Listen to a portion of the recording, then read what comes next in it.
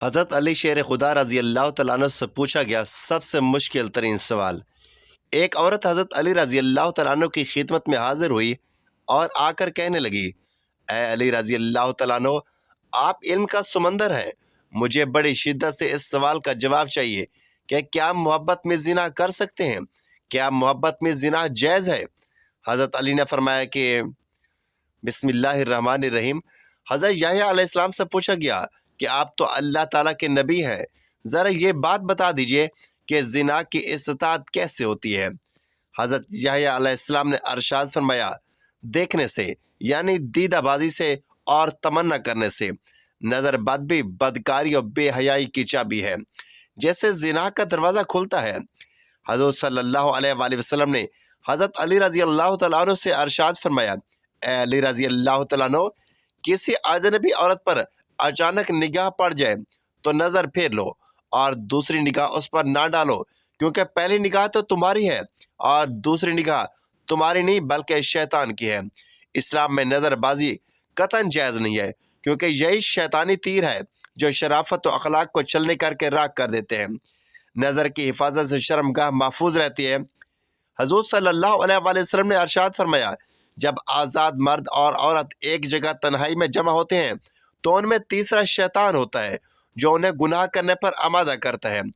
جنسی تسکین کے لیے سیکسی ویڈیو دیکھنا، گندے رسالے پڑھنا، نائٹ کلبوں میں جانا اور مساج کروانے کے بہانے جنسی تسکین حاصل کرنے والوں کو اپنے ایمان کی فکر کرنی چاہیے۔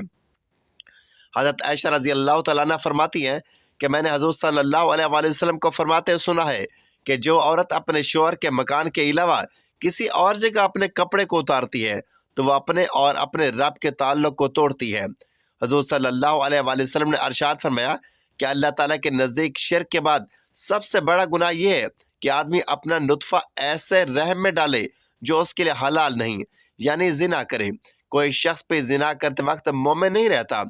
حضرت علی رضی اللہ تعالیٰ عنہ فرماتے ہیں کہ غیرت مند آدمی کبھی زنا نہیں کرتا اور شریف آدمی کبھی فحش نہیں بکتا۔ بدکاری کوئی معمولی گناہ نہیں ہے، بدکاری معاشرے کا سنگین ترین جرم ہے۔ جہاں زنا ہوتا ہے وہاں فنا ہوتا ہے۔ اسلام میں زنا کا مرتکب انسان سوسائٹی میں رہنے کے قابل نہیں، وہ معاشرے کے لیے ناسور اور زہر قاتل ہے۔ اللہ تعالیٰ کے نزدیک اس قدر ذلیل ہے کہ اللہ تعالیٰ نے اس کا سطح عرش پر زندہ بھی گوارا نہیں کرتا۔ ایسا فعل کا مرتکب اپنی ماں، بہن، بیٹی اور اپنے پرائے کے ساتھ بھی زندگی بسر کرنے کے قابل نہیں رہتا۔ حدیث شریف پہ ہے کہ حضور صلی اللہ علیہ وآلہ وسلم نے ارشاد فرمایا، ساتوں آسمان اور ساتوں زمینیں شادی شدہ زناکار پر لعنت کرتی ہیں، اور جہنم میں ایسے لوگوں کی شرمگاہوں سے ایسی سخت بدبو پھیلے گی کہ اہل جہنم بھی اس سے پریشان ہوں گے، اور اس کے عذاب کے ساتھ ان کی رسوائی جہنم میں بھی ہوتی رہے گی۔ حضور صلی اللہ علیہ وآلہ وسلم جب معراج پر گئے تو آپ صلی اللہ علیہ وآلہ وسلم کا گزر ایک ایسے گروہ پر ہوا جن کو سخت عذاب ہو رہا تھا۔ آپ صلی اللہ علیہ وآلہ وسلم نے حضرت جبرائیل علیہ السلام سے پوچھا کہ یہ لوگ کون ہیں؟ حضرت جبرائیل نے جواب دیا، یا رسول اللہ، یہ وہ لوگ ہیں جو دنیا میں زناکاری کے کاموں میں مبتلا رہے۔ اسلام نے زنا کی سزا اس لیے رجم سنگزنی مقرر کی ہے تاکہ دوسرے لوگ عبرت پکڑیں اور اس برائی کو سر اٹھانے کا موقع نہ ملے۔ غیرت شادی شدہ زانی کے لیے 80 کوڑے ہیں اور 1 سال ملک بدر کرنے کا حکم ہے۔ حضور صلی اللہ علیہ وآلہ وسلم کی خدمت اقدس میں ایک شخص حاضر ہوا اور درخواست کی، یا رسول اللہ، مجھے زنا کی اجازت دے دے۔ آپ صلی اللہ علیہ وآلہ وسلم نے ارشاد فرمایا، کیا تو چاہتا ہے کہ کوئی تیری ماں کے ساتھ زنا کرے؟ عرض کیا، نہیں چاہتا۔ آپ صلی اللہ علیہ وآلہ وسلم نے ارشاد فرمایا، اسی طرح اور لوگ بھی نہیں چاہتے کہ ان کی ماؤں کے ساتھ زنا کیا جائے۔ پھر ارشاد فرمایا، کیا تو یہ پسند کرتا ہے کہ کوئی تیری بیٹی کے ساتھ زنا کرے؟ عرض کیا، نہیں یا رسول اللہ۔ ارشاد فرمایا، اسی طرح اور لوگ بھی نہیں چاہتے کہ ان کی بیٹیوں کے ساتھ زنا کیا جائے۔ حضور صلی اللہ علیہ وآلہ وسلم نے پھر ارشاد فرمایا کہ انسان ہر عضو کا زنا میں حصہ ہوتا ہے، بس آنکھیں بھی زنا کرتی ہیں اور ان کا زنا دیکھنا ہے، اور ہاتھ بھی زنا کرتے ہیں، ان کا زنا پکڑنا ہے، پاؤں بھی زنا کرتے ہیں، ان کا زنا چلنا ہے، اور منہ بھی زنا کرتا ہے، ان کا زنا بوسہ لینا ہے، اور دل خواہش کرتا ہے اور تمنا کرتا ہے، اور شرمگاہ اس کی تصدیق کرتے ہوئے زنا میں مبتلا ہوتی ہے یا جھٹلا کر باز رہتی ہے۔ حضرت مولانا شاہ عبدالعزیز دہلوی کے زمانے کا واقعہ ہے کہ ایک طالب علم شاہ صاحب کے مدرسے میں پڑھتا تھا۔ مغل سلطنت کے زوال کا آخری دور تھا۔ شاہی خاندان کی ایک لڑکی کو یہ خوبصورت لڑکا پسند آ گیا۔ اس نے ملازم بھیج کر اس نوجوان کو بلا بھیجا اور اس کے ساتھ میل ملاپ پیدا کرنا چاہا۔ نوجوان نے معذوری کا اظہار کیا کہ میں ایک طالب علم ہوں، خدا سے ڈرو۔ لڑکی پر نوجوان کی بات کا کوئی اثر نہ ہوا۔ وہ اس کے ساتھ تعلق قائم کرنا چاہتی تھی۔ اب لڑکی انتقام پر اتر آئی اور کہا کہ اگر آپ میرے ساتھ میل ملاپ نہیں رکھو گے تو میں تمہارے ٹکڑے ٹکڑے کروا دوں گی۔ نوجوان بہت پریشان ہوا کہ کیسے مصیبت پڑ گئی ہے۔ سوچنے لگا کہ میں کیا کروں، ایک طرف ایمان، دوسری طرف جان کا خطرہ۔ کچھ دیر سوچتا رہا۔ اس نے کہا اچھا ذرا قضائے حاجت سے فارغ ہو لوں۔ بیت الخلاء میں گیا اور وہاں پر پڑی ہوئی ساری نجاست اپنے بدن پر لگا لی اور اسی حال میں باہر آیا تو ہر طرف بدبو پھیل گئی۔ لڑکی کے سامنے ہوا تو وہ سخت ناراض ہوئی۔ اس نے گھر سے باہر نکلوا دیا۔ لڑکے نے گندگی سے بھرے کپڑے نہر میں جا کر صاف کیے، کپڑوں کو دھویا، اچھی طرح غسل کیا، نجاست دور کی اور اگلے دن شاہ صاحب کی خدمت میں حاضر ہوا تو انہوں نے دیکھتے ہی فرمایا کہ بیٹا آج کون سا عطر لگا کر آئی ہو؟ نوجوان بہت شرمندہ ہوا اور دل میں سوچنے لگا کہ گندگی کی بدبو ابھی تک جسم میں رچی ہوئی لگتی ہے، نجاست کا اثر لگتا ہے باقی ہے، اس لیے شاہ صاحب کہہ رہے ہیں کہ کون سا عطر لگا کر آئی ہو۔ نوجوان کہنے لگا حضرت بہت دھویا، کیا کروں واللہ بہت دھویا، سارا دن اسی کام میں گزر گیا۔ حضرت مگر شاہ جی اس نے مسلسل عطر کے بارے میں پوچھ رہے تھے کہ کون سی خوشبو لگائی ہے کہ سارا کمرہ مہک اٹھا ہے۔ شاہ جی نے اس دن بچوں کو چھٹی دے دی اور اکیلے نوجوان سے وہ پوری داستان سنی۔ شاہ جی نے تمام کہانی سن کر قسم کھا کر کہا کہ نوجوان اتنی بہترین خوشبو میں نے اپنی زندگی میں آج تک نہیں سونگھی۔ یہ جنت کی خوشبو ہے جو تیرے بدن سے آ رہی ہے۔ اللہ تعالیٰ نے تیرے ایمان کی حفاظت فرمائی، تو نے جوانی کی عمر میں اپنے آپ کو حرام کاری سے بچایا۔ خوش نصیب ہے وہ انسان جس کا دامن زناکاری سے آلودہ نہیں ہوا۔ دین اسلام پاکیزگی اور پاک دامنی کی زندگی اختیار کرنے کی تلقین کرتا ہے۔ اسلام بے حیائی کو پسند نہیں کرتا۔ ہر دور کا کوئی نہ کوئی فتنہ ہوتا ہے۔ آج کے دور کا ایک بہت بڑا فتنہ بے حیائی ہے۔ ہماری نوجوان نسل جو دیار غیر میں پروان چڑھ رہی ہے، عریانی فحاشی کے سیلاب میں بہتی چلی جا رہی ہے۔ ہمارے نوجوان مغربی عریانیت کے دل دادا بن چکے ہیں، اپنی من مانی زندگی گزار رہے ہیں۔ داناؤں کا کہنا ہے کہ جس قوم کو تم ختم کرنا چاہتے ہو اس کے اخلاق و کردار کو بگاڑ کر ان میں اخلاق کی برائیاں عام کر دو، وہ قوم اپنی موت آپ مر جائے گی۔ ایک عورت کا حضرت علی رضی اللہ تعالیٰ عنہ سے سوال۔ علم کے سمندر شیر خدا حضرت علی رضی اللہ تعالیٰ عنہ نے کیا خوبصورت جواب دے کر اس عورت کی رہنمائی فرمائی۔ محترم ناظرین، ایک عورت حضرت علی رضی اللہ تعالیٰ عنہ کی خدمت میں حاضر ہوئی اور آ کر کہنے لگی اے علی رضی اللہ تعالیٰ عنہ، آپ شیر خدا ہیں۔ رسول اللہ صلی اللہ علیہ وآلہ وسلم نے آپ کو علم کا دروازہ قرار دیا ہے۔ میں آج آپ کی خدمت میں ایک سوال لے کر آئی ہوں، آپ مجھے اس کا جواب دیجئے کیونکہ مجھے سوال کا جواب بڑی شدت سے درکار ہے۔ حضرت علی رضی اللہ تعالیٰ عنہ نے فرمایا اے عورت، حقیقتاً مجھے اللہ کے رسول صلی اللہ علیہ وآلہ وسلم نے باقاعدہ یہ بات کہی ہے کہ میں علم کا دروازہ ہوں۔ تم پوچھو کیا پوچھنا چاہتی ہو، میں تمہیں اس کا جواب دوں گا تاکہ تمہاری زندگی آسان ہو سکے۔ اب وہ عورت آپ رضی اللہ تعالیٰ عنہ سے کہتی ہے کہ اے علی، میں ایک شخص سے بڑی محبت کرتی ہوں اور وہ شخص بھی مجھ سے محبت کرتا ہے۔ میں اس شخص سے محبت کرتی ہوں صرف اور صرف اپنی روح کی تسکین کے لیے، لیکن وہ شخص مجھے چھونے کی کوشش کرتا ہے، وہ میرے جسم کی جانب اپنا ہاتھ بڑھاتا ہے، وہ مجھے چھو کر اپنی نفسانی خواہشات کا اظہار کرنا چاہتا ہے، انہیں پورا کرنا چاہتا ہے۔ اے علی، میں پوچھنا یہ چاہتی ہوں کہ اگر وہ اپنی نفسانی خواہش کو پورا کر لے تو کیا یہ جائز ہے؟ جب حضرت علی رضی اللہ تعالیٰ عنہ سے یہ سوال پوچھا گیا تو حضرت علی نے فرمایا اے عورت، محبت وہ ہوتی ہے جس محبت کے اندر انسان دوسرے انسان کی عزت کرے۔ ادب پہلا کرینہ ہے محبت کے کرینوں میں۔ اگر کوئی کسی سے محبت کرتا ہے تو وہ سب سے پہلے اس کی عزت کرتا ہے۔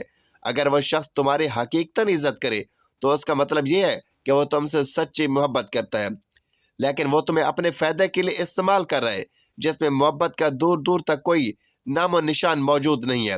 لہٰذا اگر تمہیں یہ لگتا ہے کہ یہ محبت ہے تو تم غلطی پر ہو۔ یہ محبت نہیں ہے بلکہ یہ تو سراسر اپنی ہوس کو مٹانے کا ایک طریقہ ہے۔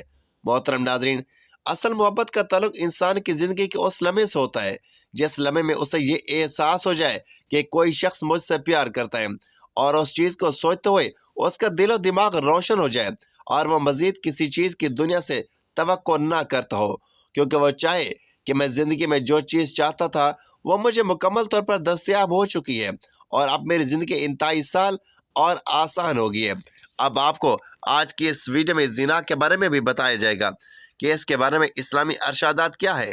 شادی سے پہلے اگر بیوی نے زنا کیا اور اس کے شوہر کو شادی کے بعد اپنی بیوی کی زنا کے بارے میں معلوم ہو جائے تو شوہر کو کیا کرنا چاہیے؟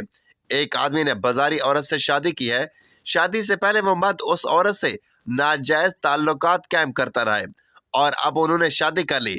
قاری صاحب کہتے ہیں کہ جسے زنا کیا جائے اس سے نکاح نہیں ہو سکتا۔ قاری صاحب کی یہ بات درست ہے، واقعی ایسا نکاح حرام ہے۔ اللہ تعالیٰ فرماتے ہیں سورۃ نور میں، وہ حرام کیا گیا ہے اوپر ایمان والوں کے زانیہ کا زانی یا مشرک کے ساتھ نکاح مومنوں پر حرام ہے۔ حافظ ابن حکیم رحمۃ اللہ علیہ فرماتے ہیں اس مقام پر زانی کے اسم اشارے سے زنا مراد دینا ضعیف اور کمزور ہے۔ نیز نکاح کے سلسلے میں اللہ تعالیٰ کا فرمان ہے وہ پاک دامن ہو، نہ اعلانیہ زنا کرنے والی ہو، نہ یاروں والی اور نہ پکڑے جانے والوں میں سے ہو، نہ ہی اس کے چھپے دوست ہوں۔ اس بات کی دلیل ہے کہ نکاح منعقد ہونے کے لیے مرد اور عورت دونوں کا عفیف اور پاک دامن ہونا بہت ضروری ہے۔ محترم ناظرین، اگر کوئی عورت مرد زنا کر لے تو کیا ان دونوں کا آپس میں نکاح جائز ہوگا؟ اور اگر شادی کے بعد پتہ چلے کہ میاں بیوی میں سے کسی ایک نے ماضی میں زنا کیا تھا تو ان کے نکاح کا کیا حکم ہوگا؟ بہت سی جھوٹی باتوں کی طرح یہ بات ہمارے معاشرے میں کم علمی کی وجہ سے مشہور ہے کہ زنا کرنے والے مرد اور عورت آپس میں نکاح کر ہی نہیں سکتے، جبکہ یہ بات غلط ہے۔ بلا شبہ یہ ایک غلیظ ترین گناہ عظیم ہے، مگر ان کو نکاح سے روکنا درست نہیں، بلکہ اگر کسی سے یہ جرم ہو جائے تو ان کو آپس ہی میں نکاح کرنا چاہیے تاکہ ان کے معاملات آپس میں ہی رہے، اور ان کا نکاح بالکل جائز ہے اور ہو سکتا ہے، مگر شرط یہ ہے کہ وہ نکاح سے پہلے سچے دل سے توبہ کر لیں۔ تفصیل کچھ اس طرح سے ہے، زانیہ اور زانی مرد کا نکاح اس وقت تک صحیح نہیں جب تک وہ توبہ نہ کر لیں، اور اگر عورت یا مرد توبہ نہیں کرتا تو ان کا نکاح صحیح نہیں ہوگا۔ یہ اشارہ عقد نکاح کی طرف ہے، یعنی یہ جانتے ہوئے کہ فلاں عورت بدکار ہے اس سے نکاح کرنا مومن مردوں کے لیے حرام ہے۔ اسی طرح اپنی بیٹی کو کسی بدکار شخص کے نکاح میں دینا جو تائب نہ ہو مومنوں کے لیے حرام ہے۔ ناپاک عورتیں ناپاک مردوں کے لیے، اور ناپاک مرد ناپاک عورتوں کے لیے، اور پاک عورتیں پاک مردوں کے لیے، اور پاک مرد پاک عورتوں کے لیے۔ اللہ تعالیٰ نے دوسرے مقام پر بھی مردوں اور عورتوں کے نکاح کے لیے دونوں کے پاک دامن ہونے کی اور بدکار نہ ہونے کی شرط لگائی ہے، اور مومن عورتوں میں سے پاک دامن عورتیں اور ان لوگوں کی پاک دامن عورتیں جنہیں تم سے پہلے کتاب دی گئی، جب تم انہیں ان کے مہر دے دو، اس حالت میں کہ تم قید نکاح میں لانے والی ہو، بدکاری کرنے والی نہیں ہو، اور نہ چھپی آشنائیاں بنانے والی ہو۔ رسول اللہ صلی اللہ علیہ وآلہ وسلم سے بھی ثابت ہوتا ہے کہ بدکار عورت یا بدکار مرد جو تائب نہ ہو نکاح حرام ہے۔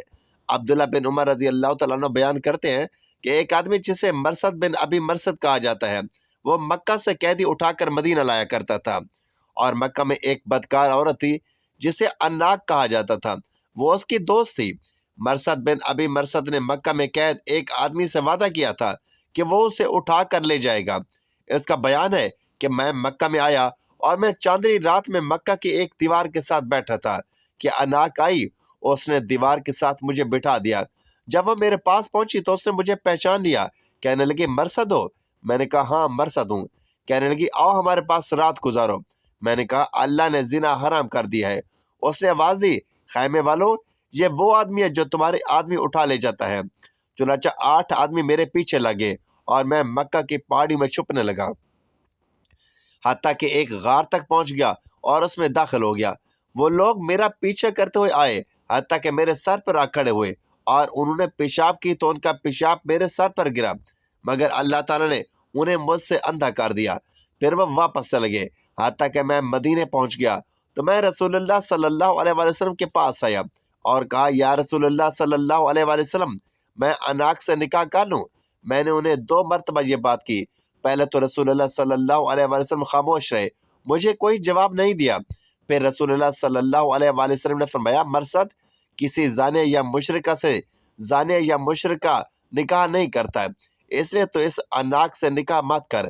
سنن ابو داؤد میں لکھا ہے کہ کسی بھی شخص کے لیے ایسی عورت سے نکاح کرنا جائز نہیں جس سے زنا ہو چکا ہو، اور یہ مومنوں پر حرام کر دیا گیا ہے۔